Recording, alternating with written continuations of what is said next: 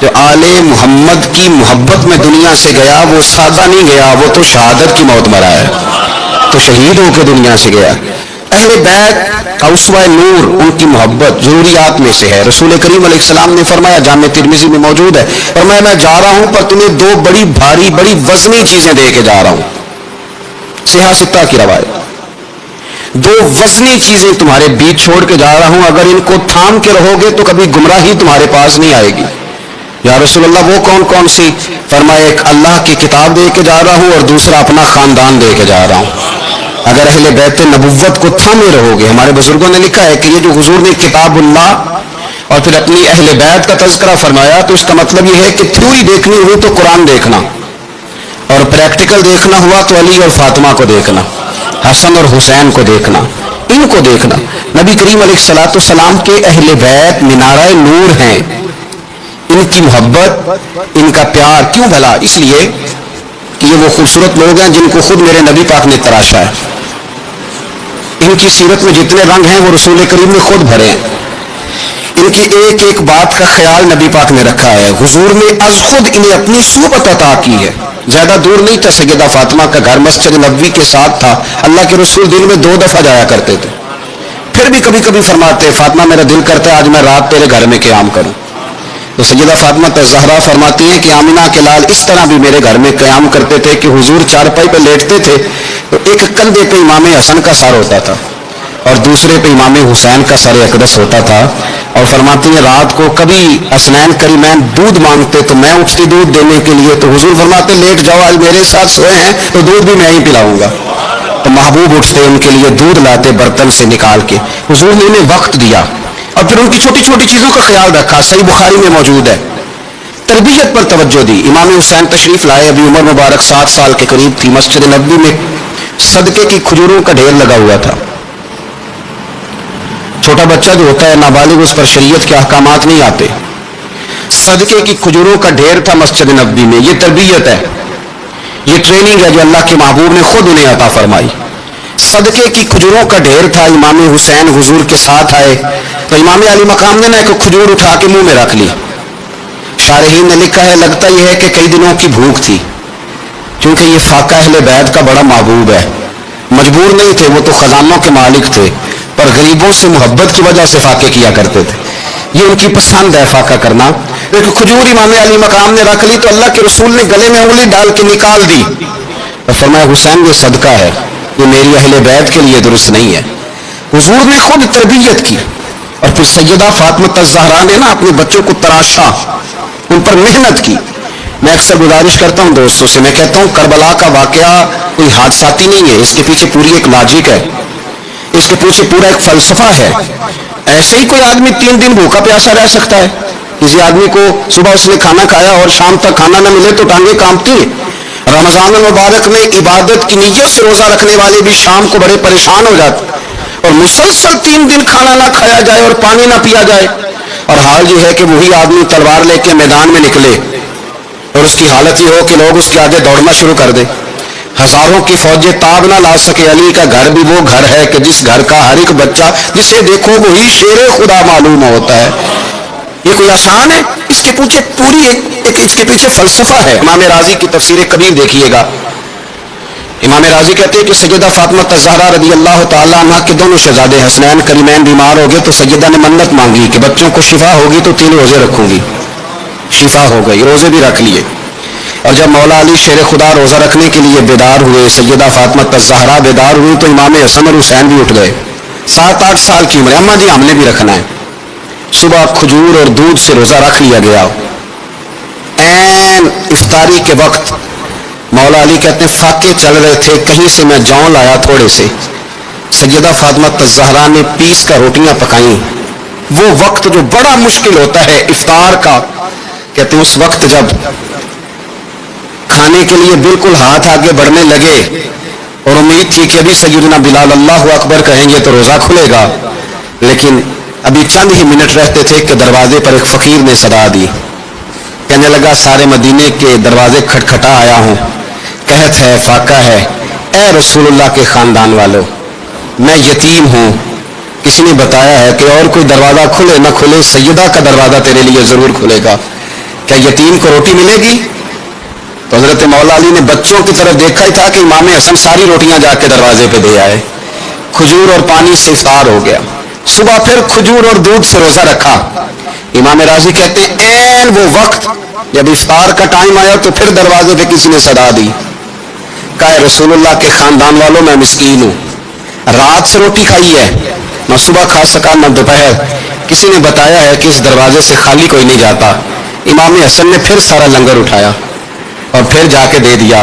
تیسرا دن پھر ہوا. مجھے لگتا ہے جب افطار کا ٹائم آیا ہوگا نا تو یہ خود ہی سارے دروازے پہ دیکھتے ہوں گے کہ کوئی آیا نہیں لینے والا ابھی تک. لگتا ہے کہ نظریں دروازے پہ تھی. این افطار کے وقت 3 روٹیاں جب جاؤں کی پک کے آئی تو ایک بھکاری نے صدا دی. کہنے لگا میں قیدی ہوں, آج ہی قید سے رہائی ملی ہے, پہلے دن کسی کے دروازے پہ صدا دی ہے روٹی ملے گی. امام حسن وہ کھانا دے کے واپس لوٹے. کھجور اور پانی سے افطار ہوا اور جیسے ہی مسجد نبوی میں تینوں باپ بیٹا نماز پڑھنے گئے تو مولا علی کہتے مجھے بتانا نہیں پڑا. رسول کریم نے میری طرف دیکھ کے فرمایا علی تیرا, فاطمہ کا, حسن اور حسین کا تینوں دن والا عمل خدا کو بھی بڑا پسند آیا ہے اور محمد مصطفیٰ کو بھی بڑا پسند آیا ہے. وہ بڑا پسندیدہ عمل. میں کہتا ہوں کہ حضرت فاطمہ نے نا ان کی تربیت پہلے ہی کر دی تھی, 3 دن بغیر افطار کے روزہ رکھنے کی.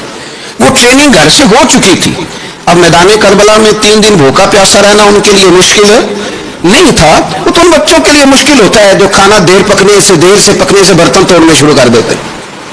وہ بچے بلیک میل ہوتے جن کو ایک وقت ان کے پسند کا کھانا نہ ملے تو وہ گھر میں جو ہے وہ ادھم شروع کر دیتے ہیں. جن کی ماں نے عادت ڈالی ہو کہ بیٹا 3 دن بھوکے پیاسا رہنا ہوا تو رہ لینا لیکن کسی بھی باطل کے ساتھ کمپرومائز نہ کرنا, ان کے لیے اتنا مشکل نہیں ہوتا. ان کی تربیت ہوئی, ان کی ٹریننگ ہوئی, پھر اللہ نے ان کی سیرت میں رنگ بھرے, ان کے کردار میں حسن آیا, وقار آیا. حضرت امیر معاویہ رضی اللہ تعالیٰ عنہ نے ایک شخص کو بھیجا مدینہ منورہ شام سے. تو اس نے کہا میں نے امام حسین سے ملنا ہے, تعارف کیا ہے؟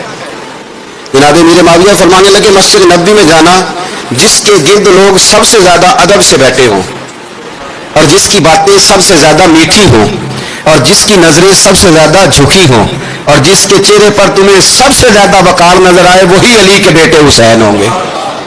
جو سب سے زیادہ تمہیں وہاں ماحول کے اندر جو شخص نظر آئے پوچھنے کی ضرورت نہیں پڑے گی. وہ شخص کہتا میں مدینے آیا تو میں نے واقعی ایک شخص کو دیکھا کہ شہد کے گرد مکھیوں کا اتنا ہجوم نہیں ہوتا جتنا امام حسین کے گرد رسول اللہ کے غلاموں کا ہجوم تھا. لیکن نظریں جھکی ہوئی, باتیں میٹھی, لہجہ گداز, لفظوں میں رانائی. اور لوگ کئی باتیں پوچھتے تو علی کے صاحبزادے ایک آدھ جملہ بولتے تو لگتا یہ کہ وہ جملہ سیدھا دل میں اترتا چلا جاتا ہے. امام علی مقام کے کردار میں نا کچھ باتیں بڑی زیادہ تھیں, بہت زیادہ تھیں, بڑا حسن تھا. ایک بات تو یہ تھی امام حسین رضی اللہ تعالیٰ عنہ کا علم و فضل بڑا کمال کا تھا. ایک دفعہ صحابہ میں مسئلہ بن گیا کہ بچہ پیدا ہوتا ہے تو اس کا وظیفہ کیسے لگانا ہے. امام حسین کا علم و فضل بتا رہا ہوں, علم و فضل. تو بات بڑی پیچیدہ ہو گئی. حضرت عبداللہ ابن زبیر کے پاس لوگ آئے, کہنے لگے کہ آپ بڑے صاحب علم و فضل ہیں, آپ نے حضور علیہ الصلوۃ والسلام کے ساتھ وقت گزارا ہے, تو مسئلے کو حل کریں کہ بچہ پیدا ہونے کے بعد حکومت اگر وظیفہ لگائے گی تو کب لگائے گی. جب بحث طول پکڑ گئی, مسئلہ حل نہیں ہوتا تھا, تو حضرت عبداللہ ابن زبیر کہنے لگے ہم سے نہیں حل ہوگا. ایک بندہ ہے جس کے سینے میں رسول اللہ صلی اللہ تعالی علیہ وسلم کے نور نبوت کا فیضان ہے, وہ یہ مسئلہ حل کریں گے. تو کہا وہ کون سے؟ آپ فرمانے لگے جب ہم سے مسائل حل نہیں ہوتے تو ہم ان کے علم سے فائدہ اٹھاتے ہیں. کہا کون ہے؟ کہا جناب امام حسین. تو لوگ حضرت امام حسین کے پاس گئے کہ حضرت یہ ایک مسئلہ الجھ گیا ہے کہ بچہ پیدا ہو تو وظیفہ کب لگانا ہے. فرمایا الجھنے والی بات ہی کوئی نہیں, پیدا ہونے کے بعد جب وہ پہلی دفعہ آواز نکالے تو اس کا وظیفہ لگا دو. اس کا مطلب یہ ہے کہ وہ دنیا میں آ گیا ہے, اس نے اپنے آنے کا اظہار کر دیا ہے, اعلان کر دیا ہے, اب اس کا وظیفہ لگا دو. تو اس پر پھر صحابہ کا اتفاق ہو گیا. امام حسین کے علم سے, فضل سے لوگ فیض اٹھاتے تھے. پھر اس کے ساتھ ساتھ امام حسین کا ذوق عبادت بڑا شاندار تھا, بڑا زبردست ذوق. علامہ جوزی نے لکھا ہے وکان الحسین رضی اللہ تعالی عنہ فاضلا کثیر الصوم والصلاۃ والحج والصدقۃ وافعال الخیر جميعا.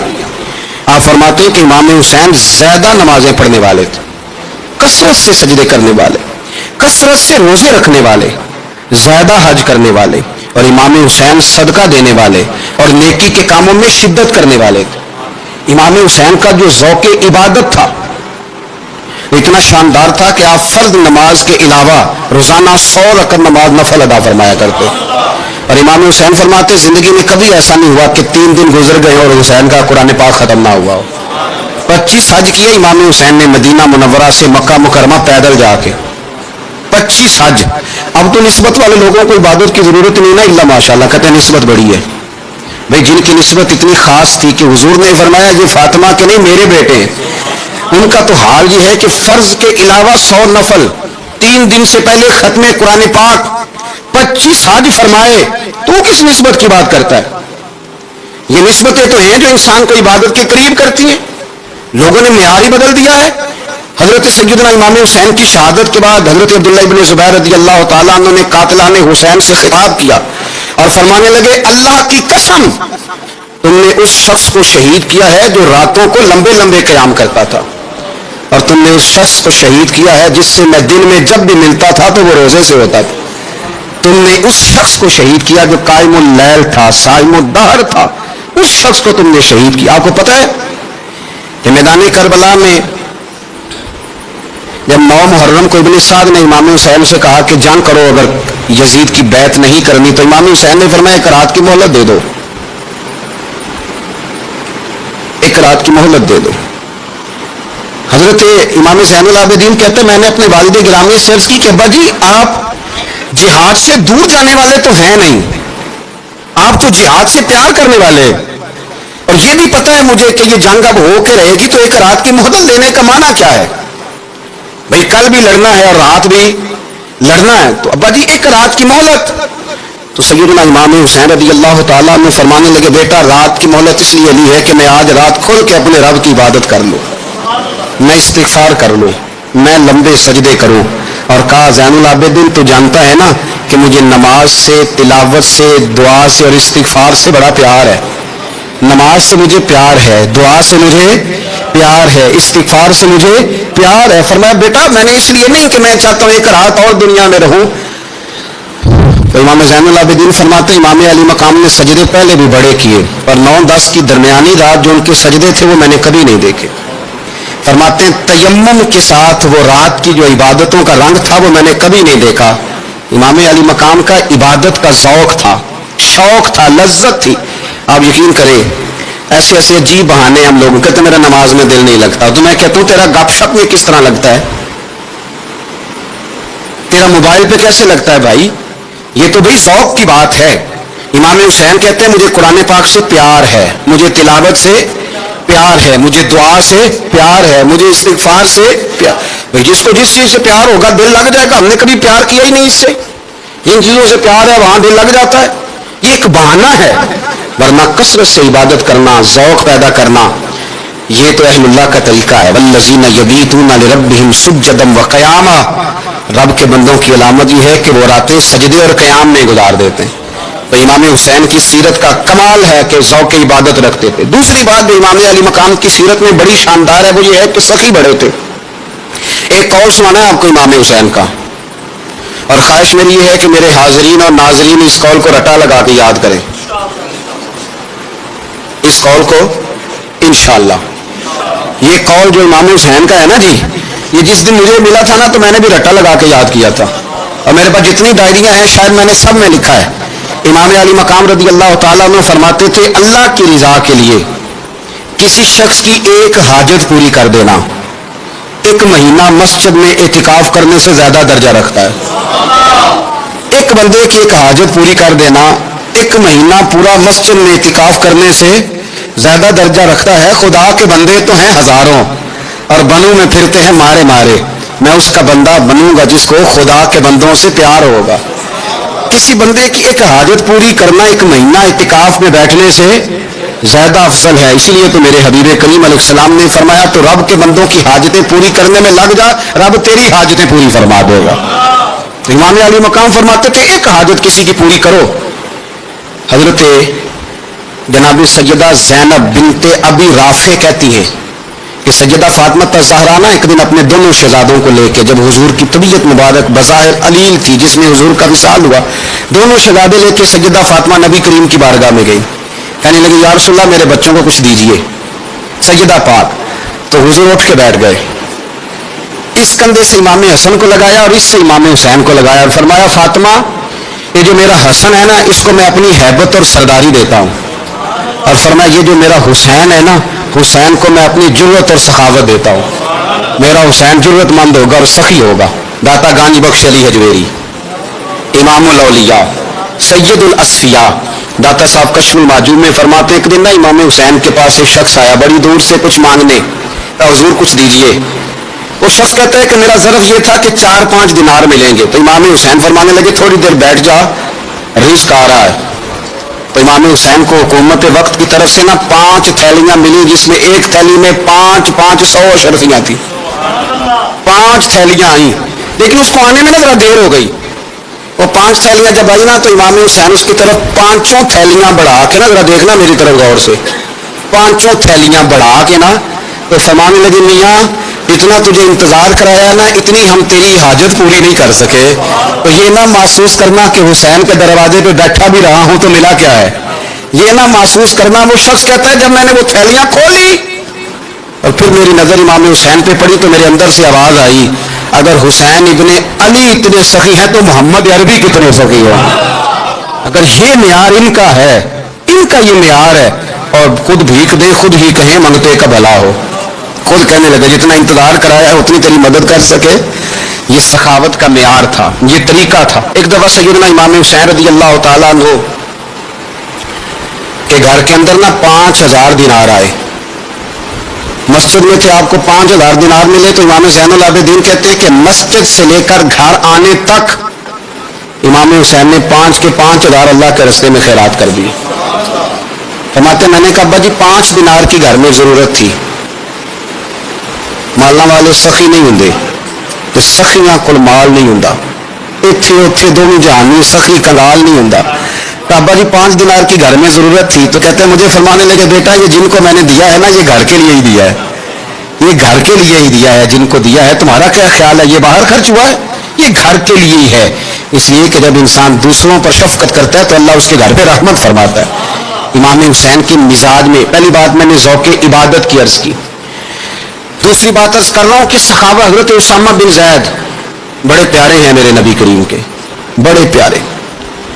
حضرت اسامہ بن زید کے بارے میں سیدہ عائشہ صدیقہ فرماتی ہیں ان کے ناک سے اگر ریٹھ نکلتی تھی تو اللہ کے رسول اپنے دست مبارک سے صاف کر دیتے تھے، اور سرکار فرماتے تھے کہ اگر اسامہ لڑکی ہوتا نا، ان کے غلام کے بیٹے تھے حضرت زید بن عامر، اگر یہ لڑکی ہوتا میں اسے زیور پہناتا۔ بڑے پیارے تھے، لیکن جب ان کا آخری وقت آیا نا تو 60,000 دینار کا قرضہ تھا، رشتہ داروں سے کہا، دوستوں سے کہا، یاروں سے کہا، اور قرض ادا نہیں ہو رہا تھا۔ حضرت اسامہ بن زید کہتے ہیں بڑا پریشان تھا، جب حد ہو گئی نا تو حضرت اسامہ بن زید فرمانے لگے جاؤ کوئی حسین ابن علی کو خبر کرو، ان سے کہو میں نا غلام ہوں آپ کے نانا کا، اور مقروض دنیا سے چلا گیا تو کیا بنے گا۔ امام حسین کو خبر ملی تو دوڑے آئے۔ لاجپال اس پیر کو نہیں کہتے جو تگڑا نذرانہ لے کے تو ماتھا چوم لے، لاجپال تو اس کو کہتے ہیں کہ جب ضرورت پڑے تو وہ سر پہ موجود ہو۔ حضرت سیدنا امام حسین تشریف لائے تو جناب اسامہ بن زید رو پڑے، کہنے لگے حضور میں نے نا غلامی کی ہے آپ کے نانا کی، اور اس غلامی پہ ناز ہے، اب 60,000 دینار کا قرضہ لے کے دنیا سے جاؤں گا تو میری قبر پہ بوجھ رہے گا۔ امام حسین خادم کو بھی کہہ سکتے تھے جاؤ گھر پیسے پڑے ہیں لے آؤ، امام حسین خود گئے، چادر اوڑھ کے تو اس کی اوٹ میں بکل میں 60,000 دینار چھپا کے لائے، اور جناب اسامہ بن زید کے سامنے رکھ کے کہنے لگے اسامہ یار پیسے رات کو ہی آئے تھے، میں سوچ رہا تھا مجھے تو ضرورت نہیں، اللہ نے کس کا نصیب میرے گھر میں بھیج دیا ہے، مجھے تو حاجت ہی نہیں تھی، اب پتہ چلا پیسے تیرے تھے، اللہ نے حسین کی ڈیوٹی لگائی ہے کہ جا کے دے آ۔ حضرت اسامہ بن زید رو پڑے، فرمانے لگے اللہ آپ کو بہترین صلہ عطا فرمائے۔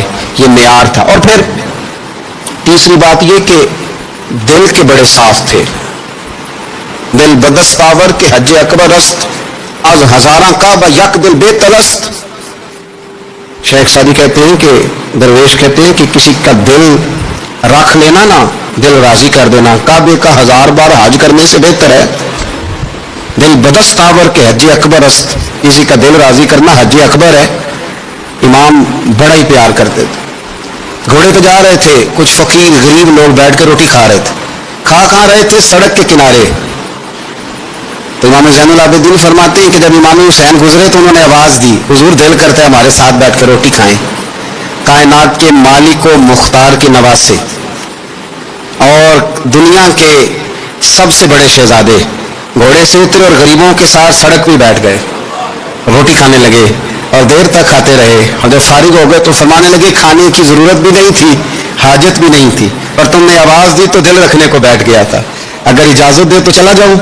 ये मिजाज था, ये तबीयत थी।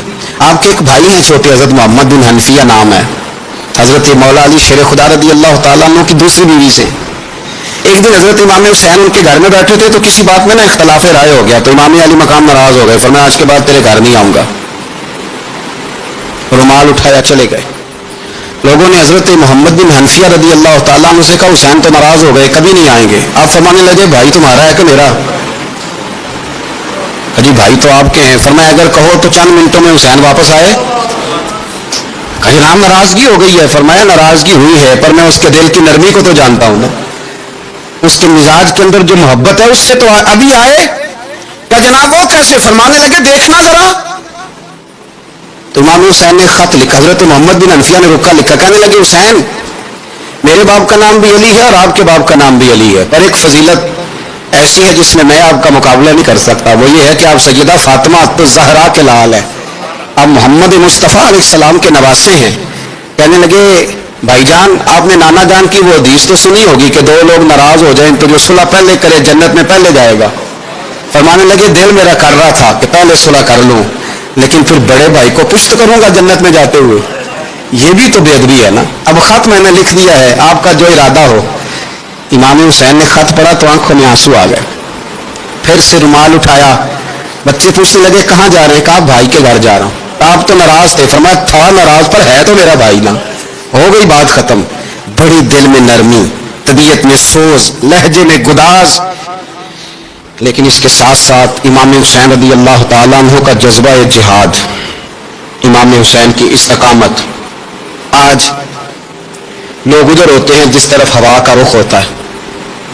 आज लोगों की सोचों का जाविया यह है कि जिधर रश ज्यादा होगा हम भी उधर जाएंगे। हम ये नहीं देखते हक किस तरफ है, हम ये देखते हैं रश किस तरफ है। इमाम हुसैन रज़ी अल्लाह तआला अन्हु ने रश नहीं देखा, हक देखा। इमाम हुसैन रज़ी अल्लाह तआला अन्हु इस्तकामत के वो पहाड़ हैं, मामूली आदमी नहीं थे। फरजक शायर कहता है कि मैंने इमाम हुसैन से कहा था, मैंने कहा लोगों की तलवारें यजीद के साथ है पर दिल आपके साथ है, दिल आपके साथ है। इमाम हुसैन रज़ी अल्लाह तआला अन्हु ने जमाने के हालात नहीं देखे, हक और सच देखा। जितनी चीजें इंसान को कमजोर कर सकती हैं वो सारी इमाम हुसैन पे तारी की गई। जितनी चीजें, वतन छोड़ना कितना को मुश्किल होता है। शाला परदेसी कोई भी न थी वे ते कख जिना तो पारे। हजरत सुल्तान बाहू फरमाते हैं बचो, परदेसी होना कोई आसान है? जिस आदमी का किसी छोटे से गांव में भी मकान हो छोड़ना पड़ जाए तो रोता है।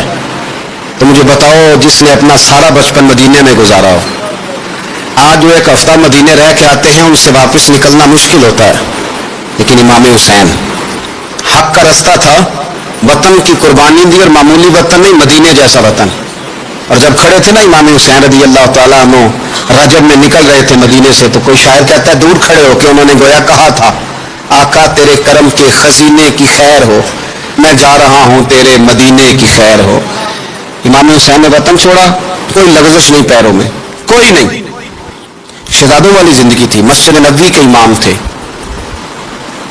नबी करीम अलैहिस्सलाम के रोज़ा अतहर पर तशरीफ रखते थे, जमाना हया करता था, शान शौकत थी, पर हक के लिए छोड़ा, निकल कर खानकाहों से अदा कर रस्म शब्बीरी। और फिर बड़ा मुश्किल होता है, जिस शख्स के साथ बच्चे और औरतें हों वो तो ये कह के लड़ाई से जान छुड़ाता है कि मेरे साथ फैमिली है, ना होती तो तुझे बताता।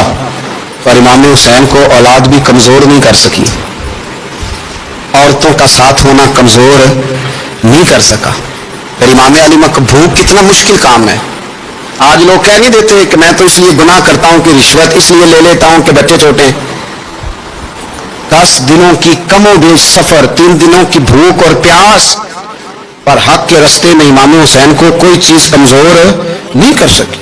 اور پھر وہ جتنی باتیں لوگ کہہ سکتے تھے وہ ساری کہیں گئیں، ساری. اور آ کے عرض کرنے لگا حضور یہ کوئی معمولی دشمن نہیں، یہ وہ ظالم ہیں جو لاشوں پہ بھی گھوڑے دوڑا دیتے ہیں. امام علی مقام فرمانے لگے جو شہادت کا جذبہ لے کے نکلے وہ پھر انجام نہیں دیکھا کرتا. وہ جتنی چیزیں جو استقامت کے رستے میں آ سکتی ہیں وہ ساری چیزیں رستے میں آئیں، پر امام علی مقام نے کسی چیز کی پرواہ نہیں کی. آج کا مسئلہ یہ ہے کہ آج لوگوں میں استقامت نہیں ہے. رات کو کچھ ہوتے ہیں، سویرے کچھ ہوتے ہیں، دوپہر کو کچھ ہوتے ہیں، شام کو کچھ ہوتے ہیں. ہمارا کل انداز تکلم کچھ اور ہوتا ہے، صبح کچھ اور ہوتا ہے. امام علی مقام میدان میں رہے، ایک میت گھر میں ہو جائے تو کئی دنوں تک آنکھ کھلتی نہیں، ہوش رہتا نہیں. سب سے زیادہ مصائب امام حسین نے دیکھے، سب سے زیادہ. اور گھوڑے پر بیٹھنے سے پہلے ساری تکلیفیں آپ دیکھ چکے تھے. باپ کا جنازہ اٹھانا آسان ہوتا ہے، بیٹے کا جنازہ اٹھانا بڑا مشکل ہوتا ہے. پر امام حسین نے بیٹوں کے جنازے اٹھائے. حضرت علی اصغر کی لاش کو امام حسین نے اپنے دست مبارک سے دفن کیا. اور جناب علی اکبر کی میت کو جب آپ اٹھا کے لا رہے تھے تو سیدہ زینب فرماتی ہے کہ مجھے یوں کبھی لگتا تھا حسین کا قد بڑا ہے اور کبھی لگتا تھا علی اکبر کا قد بڑا ہے. اور فرماتی ہے کہ پھر حضرت قاسم بن حسن کو بھی وہ اٹھا کے لائے اور جناب عباس کے وجود سے الگ ہونے والے بازو انہوں نے لا کے حضرت عباس کے وجود کے ساتھ بھی رکھے. انہوں نے یہ سارا منظر دیکھا.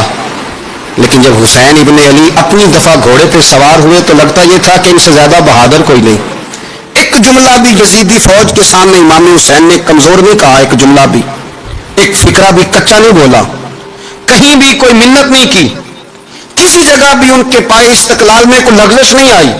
جب لوگوں کو پتہ چل جائے کہ اب سامنے موت ہی موت ہے، سوائے اس کے چارہ کچھ بھی نہیں، تو بہت ساری رخصت اور اجازت تو دین بھی دیتا ہے.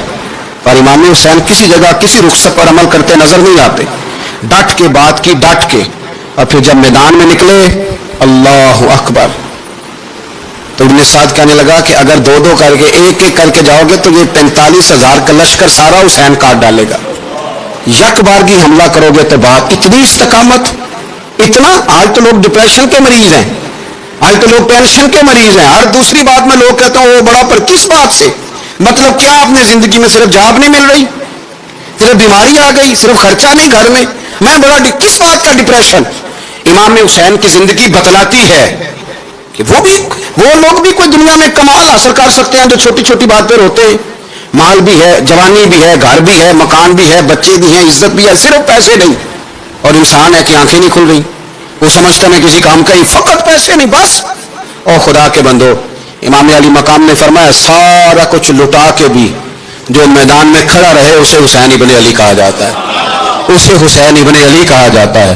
حسین ابن علی کی شان رفت کوئی کیا جانے، حسن جانے، علی جانے، نبی جانے، خدا جانے، کون جانے امام علی مقام کا معیار. تو امام حسین رضی اللہ تعالیٰ عنہ کی زندگی ہمیں بتاتی ہے کہ ذوق والی عبادت کرو. امام حسین کی زندگی ہمیں بتاتی ہے کہ جب تم سخاوت کرو تو پھر اپنی حیثیت سے بڑھ کر کرو. اور امام حسین کی زندگی ہمیں بتاتی ہے کہ دل میں کسی کے لیے کوئی بات نہ رکھو، صلح کرنے میں پہل کرو، محبتیں کرنے